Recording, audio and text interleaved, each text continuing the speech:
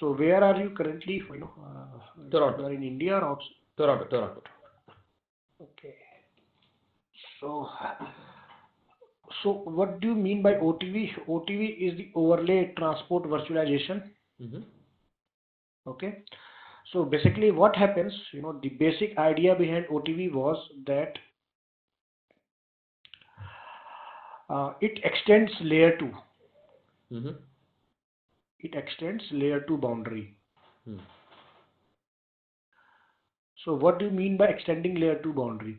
So suppose in the traditional network, what happens? Suppose this is your, MPLS cloud and this is your DC1, right? And suppose this is your DC2 or this is your site 1, right? So Mm. each data center or each site must have your separate IP addressing schema, right? Right. So suppose if you are using 10.10.10.0/24, so here you will be using 10.10.11.0/24. So Right. IP schema should not be clashed, right? Otherwise, Mm. your returning traffic will be always disturb and you will get the sometime you will get the packet, sometime you will not get the packet. It's Suppose like you VRF. started a ping. Like VRF, it will be confused until you put the RB and R packet, right? Two Yes. distribution route. Same thing as that, yeah. So if you are using same subnet, then obviously you can go for the VRF. But ideally, in general case, what happens? The your subnet should be separate and it should be unique in nature. I mean Mm. the subnet should be they should not overlap to each other in Mm. each of the sites and each of the data center. Right. Now it sometimes it happens that that you want that this subnet 10.10.10.10.0/24 you need to also use that subnet in some of your other sites also, right? Uh-huh. So it may be possible, right? So Mm. suppose you want to extend your subnet from one data center to another data center. So how you will do that? So there may be a couple of scenarios. First one is that you have a data center switch. You Mm. connect a long fiber cable. We can say as a black fiber Mm. and connect to your site 2, Mm-hmm. right? You made it at a trunk port, and here Mm-hmm. it is SVI, and here you can connect. In the site 2 also you can have a same VLAN. Put the PC in your same VLAN, and they can reach. But this black fiber is very costly because Mm. suppose if your data center is in Toronto and your one of the site is in Houston or New York, you can't afford to have such a long black fiber because it will cost a lot, Lot of money. right? Second, we have a solution that we can use VPLS, Mm. right? It's just a layer 2 VPN. So in that case, you have to take the VPLS. Sir, can they use MPLS layer 3 VPN? In that case, you can use the MPLS layer 3 VPN, Mm. right? But again, uh, MPLS layer 3 VPN will only be used if you're all from you or from site 1 to site 2 or site 3, if you have end-to-end VRF. But generally Oh. it doesn't happens, right? Because once your traffic reaches to the cloud, MPLS cloud, then the MPLS label switching happens. It Mm. doesn't happens, right? And the VRF is generally used for the service provider point of view, not you will not use lots of VRFs in your data center because it will be very Mm. unhealthy to manage it. Mm. Second thing, you can use VPNs. It is just a layer 2 VPN, but again, you have to take a layer 2 circuit from the service provider and they will charge according to it, right? So these are some drawbacks of extending your existing network from one data center to another, or you can say you cannot extend your layer 2 boundary from one data center to another data center or a site, right? Mm. Or if you want to extend your layer 2 boundary, then there are these 2 or 3 features are available. You can do that, but these are financially very costly. They are cost expensive. They are time consuming. Troubleshooting is very tough. All the other things are related to that. So we cannot Now have then, a black fiber from one the side to another black side. fiber is an option, but if your sites are very nearby, right? If your 2 sites are one corner of the country, then it's very difficult. You can't take a black fiber because it's Yeah. very costly, very, very costly. And sometimes also due to the reasons, I mean due to the physical reasons, service providers also doesn't provide the black fiber end to end. There may be some mountains, rivers, how can they go everywhere, right? So sometimes due to some feasibility conditions also you cannot have the black fiber always. So to avoid these two situations, the Cisco developed the OTV. So it's a overlay transport virtualization. What it says that okay boss, whether you have any type of network, MPLS, IP, point to point, any, you Hello, know. I just want to ask you if you don't mind. Mhm. Sir. So, like in the production environment, like ISPs, like India and in India and everything, are they using MPLS layer 2 VPN or layer 3 VPN? Here both are used, layer 2 also, layer 3 also, but mostly we are using layer 3 VPN. Okay, but the production environment mostly they'll be using layer 3 VPN with the VR. Yeah, yeah, Okay, right. okay, got it. So OTV what says that whether you are having MPLS, IP network connectivity, or point to point circuit, till the time you have a IP reachability of the two sites, right? So suppose this site having 192, 168, 1.2, this site is having 172, 16, 1.10. I mean, what I mean to say that these two sites, if they have a IP reachability to each other, right, in any format, either you have a MPLS circuit or a point-to-point circuit or any type of circuit, so you can extend your layer 2 boundary. I mean the 10.10.10.0/24 subnet, you can extend it from a DC1 to DC2. So you can use this subnet here also via OTV. So OTV runs over your existing IP network infrastructure. Okay, understood? Yeah. Now On the MPLS. on the MPLS or anything. Okay. So what does it benefits? I mean what it says, the benefits are it extends layer 2 LAN over any network that support IP. I mean to say, till the time you have a IP reachability of the two sites, anyhow, you can extend your layer 2 LAN. How you can extend? Via OTV technology, right? It is designed to scale across multiple data centers. So you can extend these, OTV in the multiple data center, right? It is very simple. I mean, there are simple minimal commands are required. You can easily configure it and you can see that, right? Resiliency preserves the existing layer 3 failure boundaries. I mean, if you have a primary or secondary link in your existing data center, you can use that. So OTV, it also oscillate from primary to secondary. If your primary goes down, your traffic can OTV traffic can go via So secondary link. OTV is used on an existing MPLS network, huh? Correct. Not MPLS, it can be any IP traffic. It is MPLS, IP network, internet, point, if you have a point-to-point circuit. So suppose this is site 1 and this is site 2 and you have directly connected via point-to-point circuit and these are able to ping to each other. You can extend your layer 2 boundary. By using So OTV.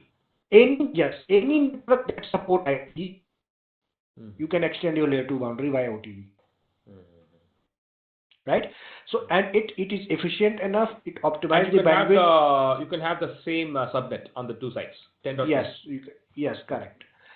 And you can also use equal cost multipathing, right? You can use if you have a two or more, concurrent redundant link, and each are having a equal cost multipath, right?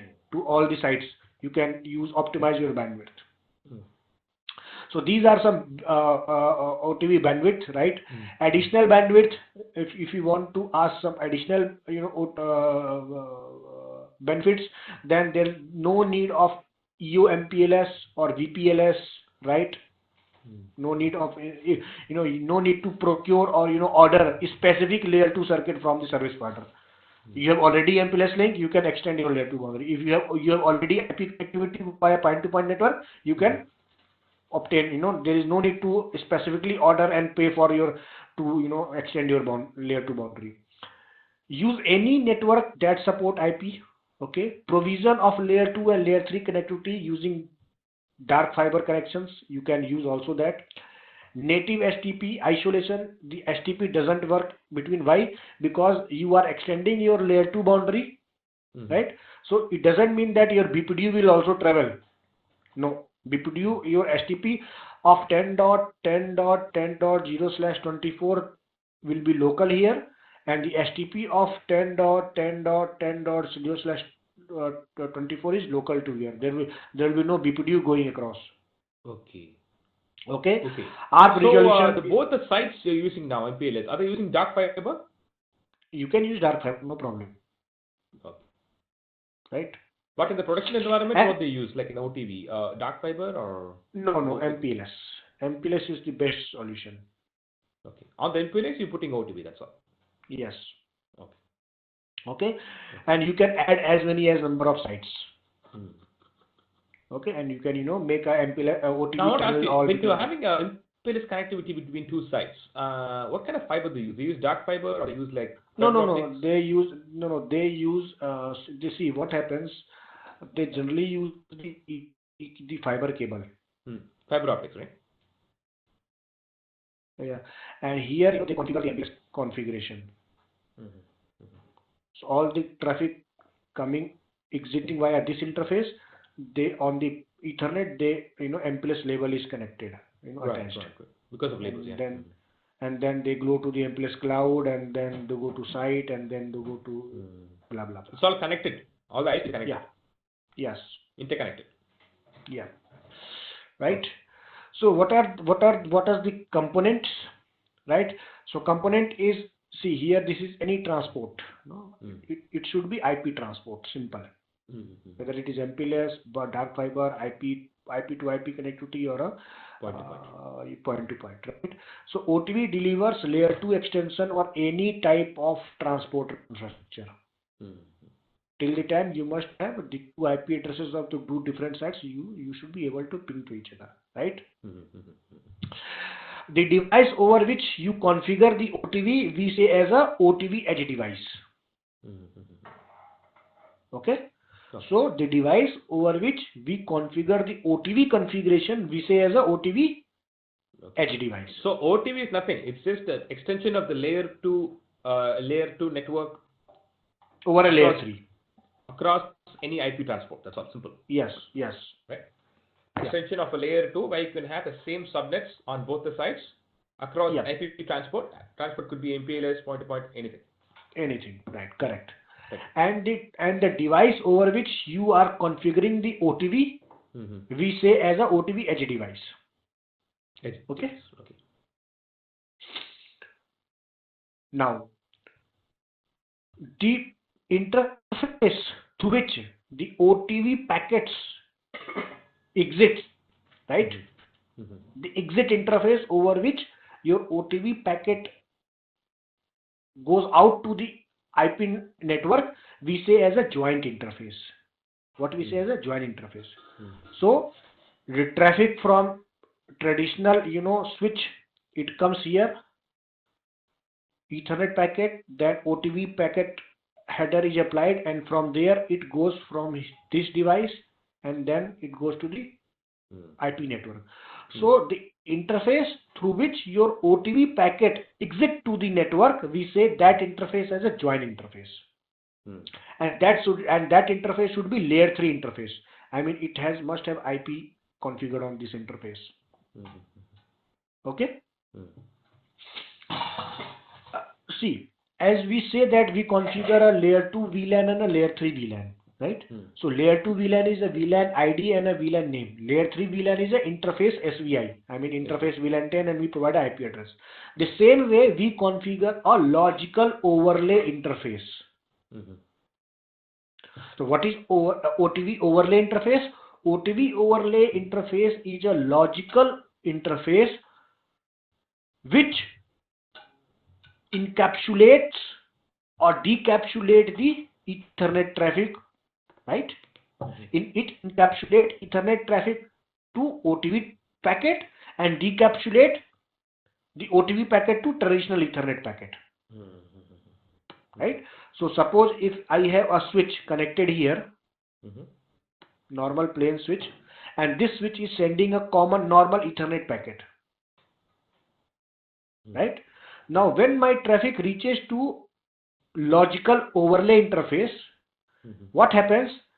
The overlay interface put a OTV packet and it forwards to the interface we say as a join interface. So through join interface, my OTV packet exit, and the OTV overlay interface is a logical interface. It is just like a logical VLAN we configure. Right? Okay.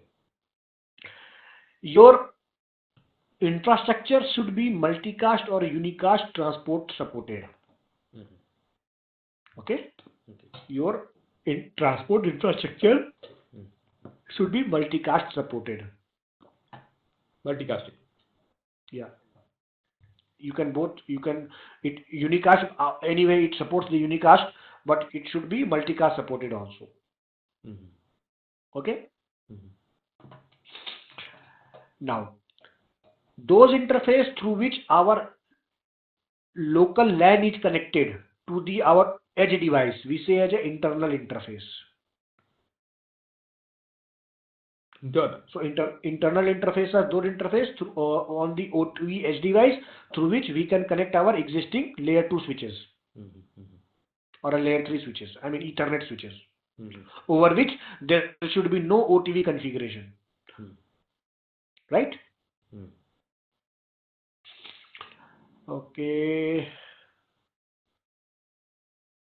Now, so what happens once suppose this is your switch. Here you connected a LAN environment and it is your server. So suppose this server sends a traffic to the switch sends the traffic to your OTV device. So generally the Ethernet packet is of 1500 bytes. Yeah. Each interface is 1500 bytes. Yeah. Yeah. Now, once the traffic reaches to your overlay interface, what happens on your Ethernet packet?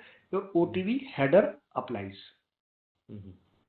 So this header is of 42 bytes. So your size of your traffic is 1542 bytes. So make sure all your layer 3 interfaces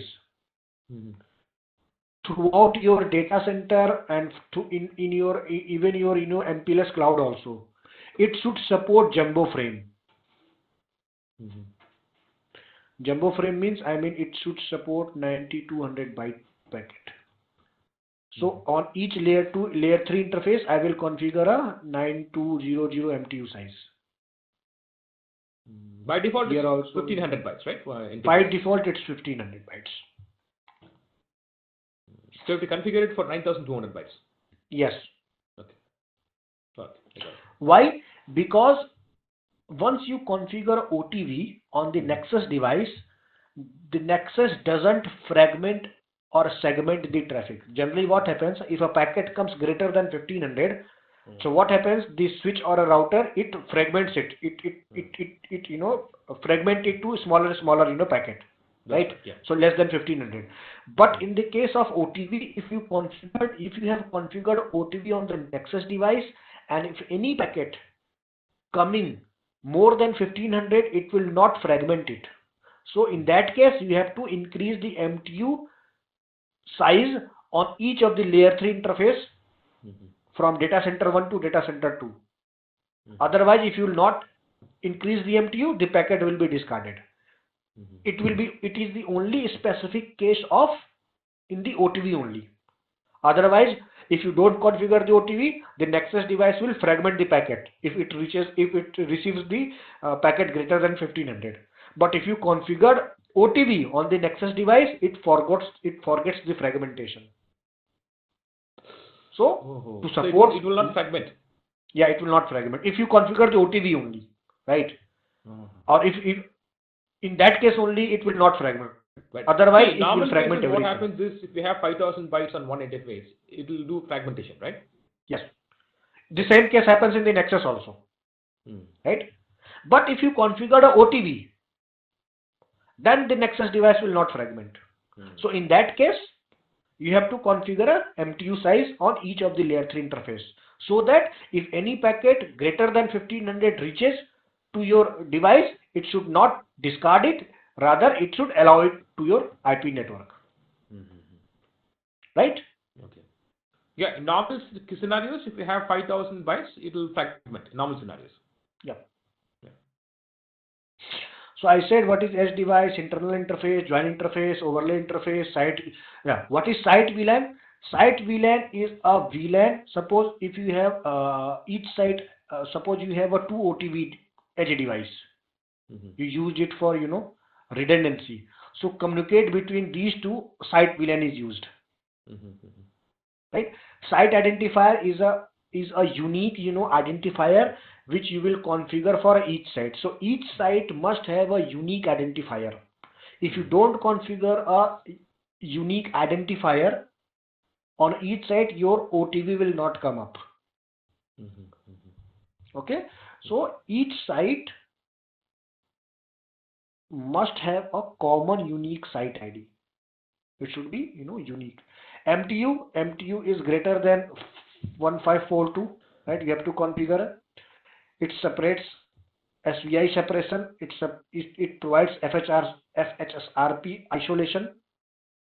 I mean, so suppose what does it mean? So suppose there is a cloud and you have OTV configured and you are using the same 10.10.10.0, 10.10.10.0, and here also you configured HSRP and here also you configure HSRP. So each SRP must have a virtual MAC address. Here also it will have a virtual MAC address. So that MAC address will not be going from one where to other. It will be local to the sites. Only the data traffic travels. Okay.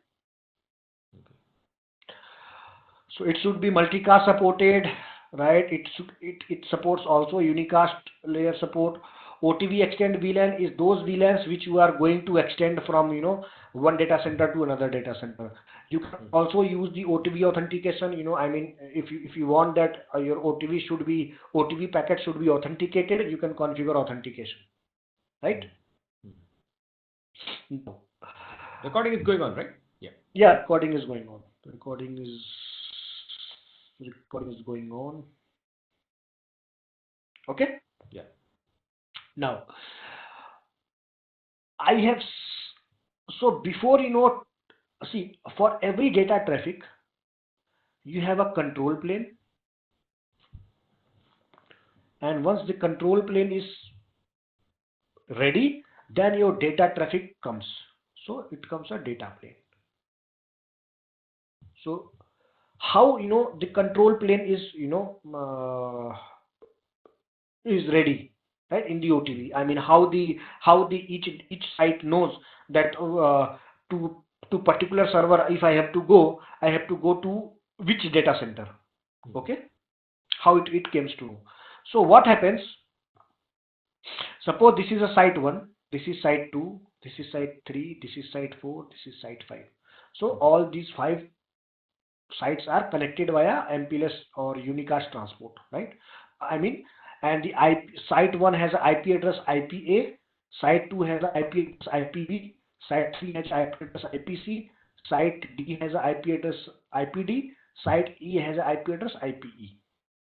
I'm not using a specific subnet, but I'm using just a alphabetical number A, B, C, D, E. So each side have a IPA, IPB, IPC, IPD, and IPE. Okay. Now, what happens? You configure OTV on all the sites. Beside that, you configured a site 1 as a adjacent server, right?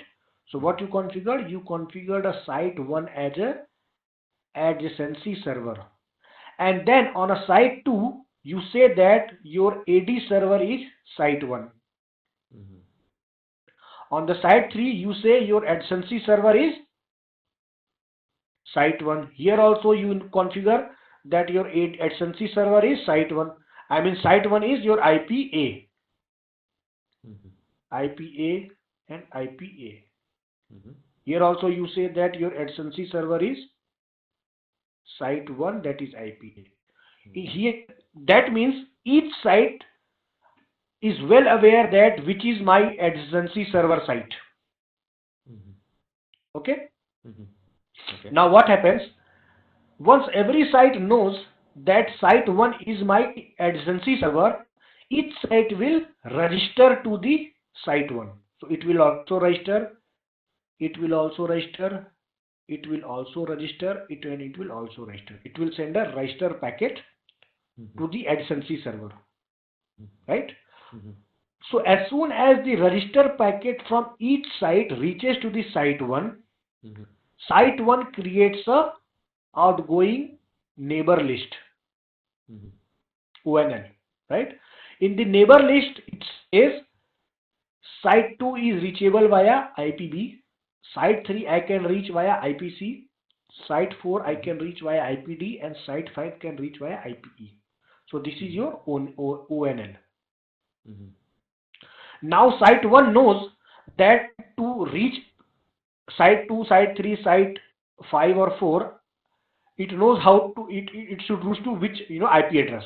I mean the site 2 can be reachable via IPB, site 3 can be reachable via IPC, site 4 can be reachable via IPD, and site 5 can be reachable via IP5. Now site 1 knows. Now what happens in the third step? it advertised it advertised this neighbor list to every sites. So it advertised to here also, it advertised to here also, it advertised to here also, it advertised to here also. So now all your sites will have the neighbor list. With site 1. Yeah. So now site 3 also knows that how to reach to site 2, how to reach to site 4, how to reach to site 5. Site 5 also know that how to reach to site 1, site 2, site 3, and site 4. And site 4 also able to reach, know that site, how to reach site 1, site 2, site 3, and site 5. So what happens? As soon as the neighbor list is created on a site 1 advertises that neighbor list to every of the site, so that each site is aware of the other site, how to reach to them. Mm-hmm. Understood? Okay. So see here. Uh, no, no. So Okay. what is the difference So between control plane and data plane, sir? see, the control plane means, if I say control plane means, if I want to send the traffic to a particular MAC address, right, Mm-hmm. I should know where this MAC address is connected. Mm-hmm. Or if I want to send a packet to a particular IP address, I should know that where that IP address belongs, and to reach to that IP address where I have to send the packet, Mm-hmm. right? So control plane is routing table or a MAC address table. Simple. Mm-hmm. And once the MAC address table or a routing table is populated, your router or switch is aware that how to reach to that destination. If you ping, right, if you generate a data traffic with the help of control plane, it sends the traffic to your destination. Mm-hmm. Okay. Yeah. So So control plane is how they exchange the routes and how they maintain the yes, routes, routing table, maintenance of the routing table, how they MAC table and communicate rest. with each other, how they build the routing table, how they build the MAC table, Correct, communication, correct. exchange of BPDUs, exchange of LACP packets in either channel, right? All that Yes, stuff. yes, yes, Yeah. all these stuff. Yeah. And forwarding is done based on labeling in MPLS and based on IP routing table. That's the thing. Correct, correct, Right? correct. So in forwarding, you have MPLS where the data is forwarded based on the labels on the MPLS core, and then on the normal routing table like OSPF or EHRP, forwarding is done based on the IP routing table. Correct. Right? Now in the case of OTV, forwarding is done on a MAC table. Mm-hmm. MAC table. Yes, Okay. in the case of OTV. Okay. Why? Because it is a layer 2 extension. Layer 2 always works on MAC address. Mm-hmm. It doesn't work on a IP. It works on a MAC address, right? Okay. So on the OTV, it works on a MAC table, right? Mm-hmm. So now what happens?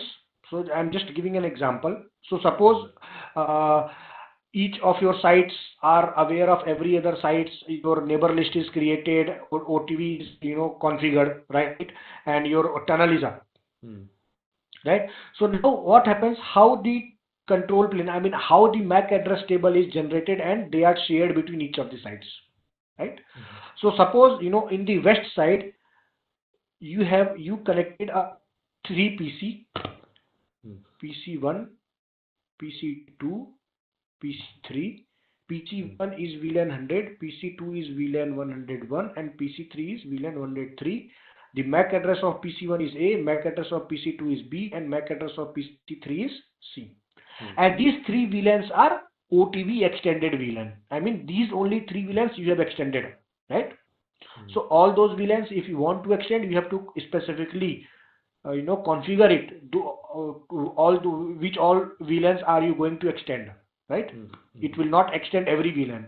You have to specifically tell that, boss, this is three VLANs, I want to extend it.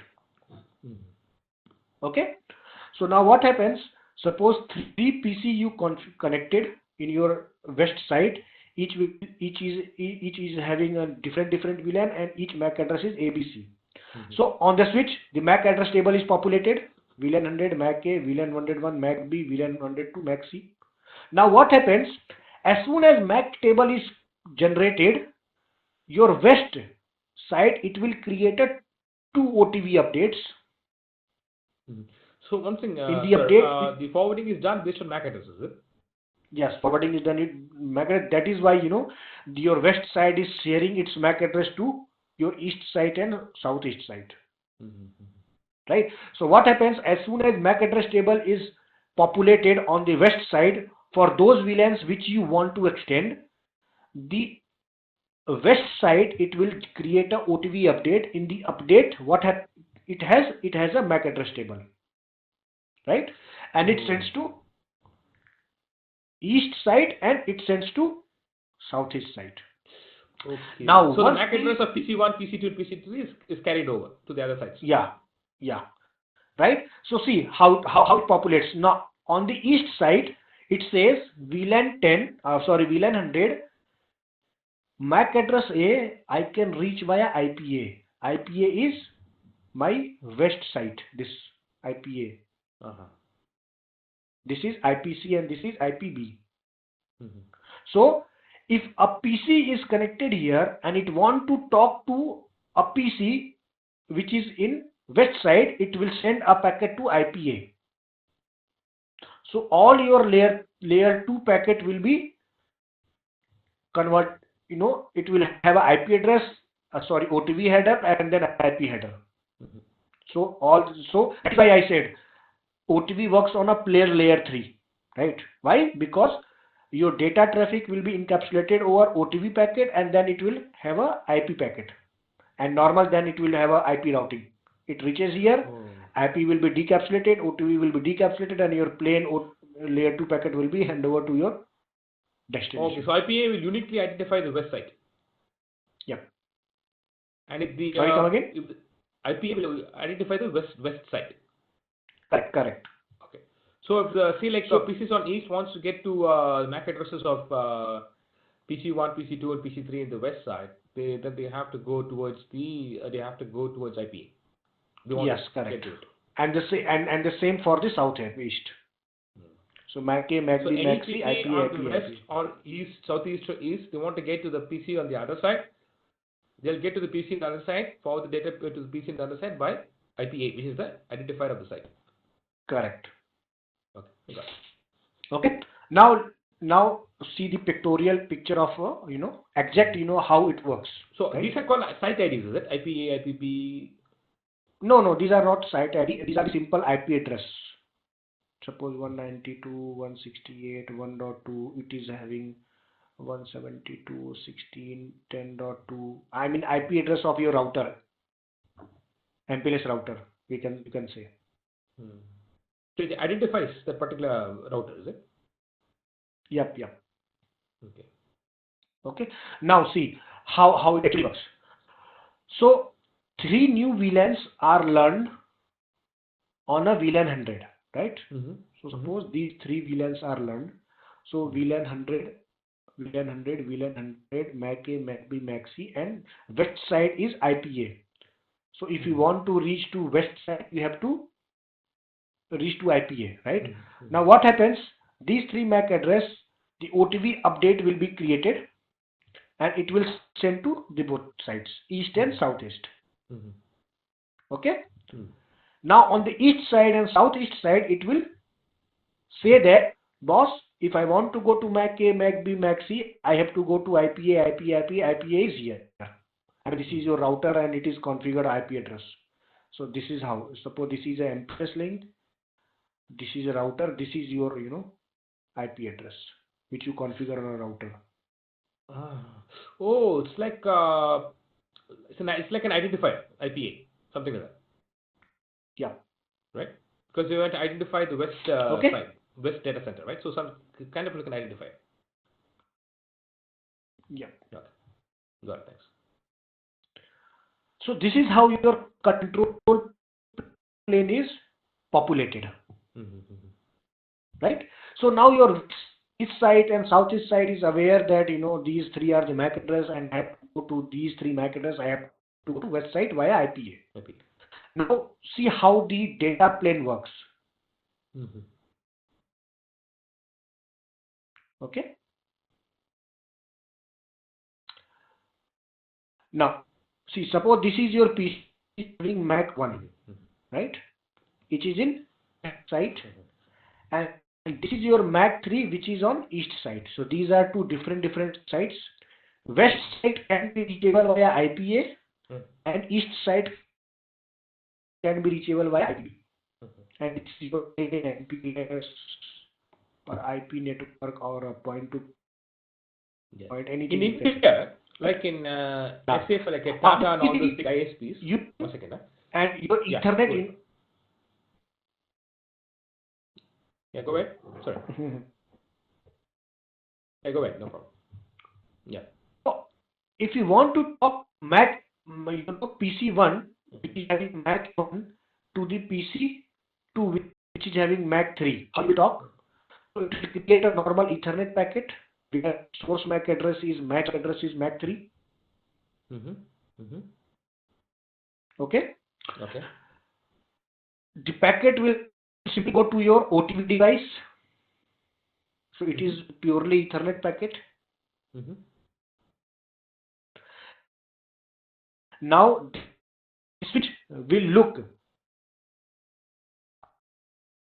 I have to go to MAC 3. Where is my MAC 3 IPB? So MAC 3 is reachable on IPB IP address. So it will look layer 2 lookup. It will take MAC address table and it will see that okay, MAC 3 is reachable on IPB. Now what happens? Your Ethernet packet is encapsulated over OT and then IP address, right? So your Ethernet packet is encapsulated. So this is your source IP and this is your destination IP. Why? Because this is your IPB. Now this packet is your pure layer 3 packet now. Because your layer inside packet is encapsulated to the OTV and then it is the IP address. Okay. Now it's a simple IP routing, IP routing. So how to reach to the IPB? It will check the routing table and it will simply forward it. Once your packet is here, it will decapsulate it. So decap. Now then it will check your MAC address table. Okay, it will see that MAC 3 is connected to Ethernet 3. That means it's locally, and the packet is forwarded. So this is how your packet traverse on the OTV. Okay. So you're adding an IP header for the MAC 1 to correspond with MAC 3 on the other side. IP header. Yeah. So what happens? Your data traffic is encapsulated to the OTV packet, and then finally it contains the IP packet. So in the IP packet we have a source IP and destination IP. So then if your IP header is IP address is there, then it's a pure IP packet. It's just like we do in OSPF, EIGRP, IP routing. So from here to here it's pure IP routing. That is why I said OTV works on any IP network, because your OTV packet and a data packet is encapsulated over IP, under IP. Correct? Okay. Okay. Now there are some I want to ask you, when you say yep. IP routing, is it doing routing on labels or IP routing in OTV? It's anything, if it's doing on labels, then it will work on label. If it's plain routing, then it's plain routing. That is why I said your IP transport should be anything. Only thing is that you should be able to ping your both, end to end site. Hmm. If you are reachable via layer 3 network, and layer 3 network can be anything, it works. So it could be labels or it could be routing table, anything. Yeah, IP routing. anything. Because usually in MPLS code they're using labels, right, for the forwarding of data. Yeah, MPLS labels. See, so this is your MPLS cloud. This is your PE router, right? Mm. And this is your CE router. So Mm. till the here to here your IP works. Mm. Now from PE to P router, here its labels works. Right. Mm-hmm. So anyhow, you don't want to, you don't have, think about inside what happens inside your cloud. You only Mm. have to think this area. It is Mm-hmm. pure IP. Simple. Mm-hmm. Okay. Okay. So supported line card topologies. So if this is your OTV net device, Mm-hmm. right? So your edge device, this is your join interface. Mm-hmm. It should be on M card. M card is a line card of the Nexus device, which supports layer 3 routing. Okay. And your internal, and on the other side, where you have normal Ethernet switch, or any Nexus, if you have connected, you can use any of the line card, F1 card, M card, F2 card, F2E card. Mm-hmm. But on the OTV VDC, you should have M card used for join interface. Then only your OTV will work, because M card is the only card which supports layer 3 routing. If you are using F1 card, F2 card, F2E card, then it will not support OTV, Mm-hmm. right? So make sure on the OTV device, if you are using any interface as a join interface, that interface should be present on M line card only. Mm-hmm. Okay. Okay. I want to ask you, in MPLS they're using labels. On point Hmm. to point they're using routing table, right? IP routing, Yes, right? yes, yes, yes, So that's why you said it could be anything. It could be labels or it could be IP routing table, yes, depending on the yes, yes. transport. Right? Yep. Transport could be anything, MPLS or it could be point to point as Yes, well. Yeah. yes, correct. Okay. Now, if you are using a NXOS 6.2 Mm-hmm. or a layer later releases, then your join interface, it should be on again M card, but your internal interface can be anything: M card, F1 card, F2E card, anything. Okay. Mm-hmm. Okay. So see how this is your data packet is encapsulated. So this is your original Ethernet frame. Mm-hmm. Okay. Mm-hmm. This is your OTV header, Mm-hmm. and this is your OTV header plus this is your OTV header. We say as a OTV SIM, and then it is your IP header. So this is all your 42 bytes. Mm-hmm. So this is a OTV packet, is it? Yeah, right. This is your OTV packet here.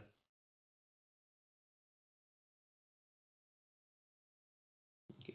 And the payload could be anything. Payload could be TCP, ICMP, UDP, Yeah, anything, right? anything, ping, anything, ICMP, could anything, TCP, any data you UDP, want to ping. EIGRP, Yes. OSPF, any kind of payload. Yeah, yeah, yeah. Protocols, any protocol. So Ex- that's one of the fields is the IP version per header, right? Yep. Protocol. Yeah. Like protocol, you have ICMP one protocol is one, protocol number for TCP is 6, protocol number UDP is Yes, 17. yes. That is inside your payload. That doesn't matter. Yeah. Payload This, can be anything. Your data traffics. You can yeah. simply It could be anything. It could be say that. TCP, EIGRP, anything. Yep, yep. Yeah. Okay. Okay. So this is what your OTV overview is there. So I have Mm. taken some very good Mm. things to explain, so that how the OTV works, Okay. how the OTV control plane is configured, populated, how the data traffic flows, what are the supported line cards, and what are the topology and what are the terminologies we can use. Okay. So I'm going to stop the recording.